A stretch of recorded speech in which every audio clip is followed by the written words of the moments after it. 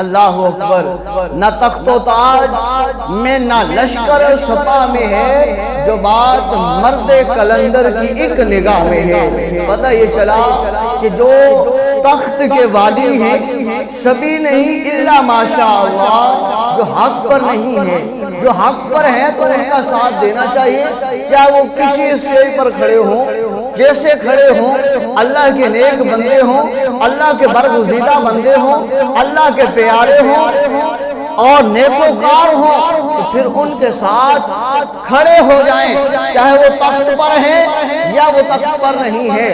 اگر کوئی بندہ تخت پر موجود نہیں ہے اور بندہ جو ہے اچھا ہے، نیک ہے، اللہ کا برگزیدہ ہے، پھر اس کا ساتھ دیں، نہ کہ تخت والے کا۔